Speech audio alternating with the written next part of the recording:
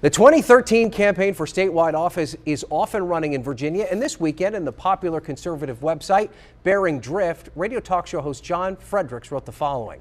Looking over the announced field of candidates for GOP nomination in statewide office, every candidate except for Chesapeake's Bishop E.W. Jackson is an elected official, past or present.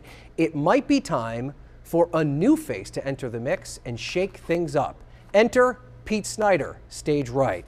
And with that, we welcome Pete Snyder, stage right. Pete, thank you for being here. Hey, Ryan, thanks so much for having me. And our viewers may have, of course, recognized you as a pretty prominent spokesperson during the past campaign for Republican officials, but you have an announcement that you want to make about 2013. What are your plans for next year? Well, Ryan, it's always nice to get the type of encouragement that I did on Bearing Drift the other day. And over the course of the past few years, I've been able to get in touch with tens of thousands of grassroots activists out there, and as we're fighting for our entire Republican ticket.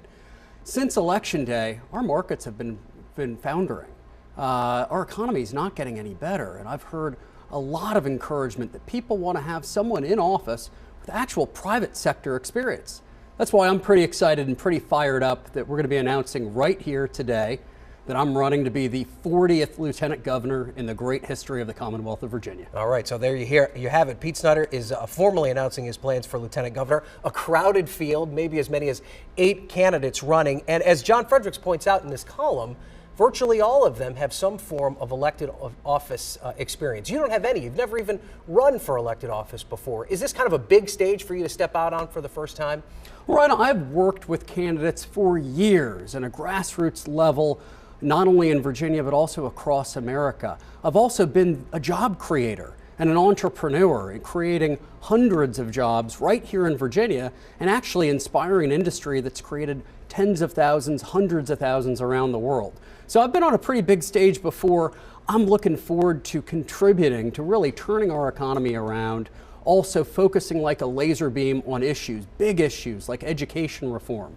Virginia can't remain #1 in business if we're sliding in education, Ryan. Okay. Far too often, politics is about small ball. Right. We need to have it about big ideas this year. And last question, and as quickly as you possibly can. Obviously, you were right there on the front lines in a tough year for Republicans. What's it going to take for a Republican to win statewide this coming year? Well, I think it's not about capitulation. You hear all sorts of talks about higher taxes out there. We need to make sure that we're running a strong conservative agenda, but also winning hearts and minds with big ideas like education reform and actually eliminating the corporate taxes for businesses in Virginia. Okay. That's what we need to do. All right, Pete Snyder is in the race for lieutenant governor. Pete, thank you so much for joining us. Thank you, Ryan. Okay.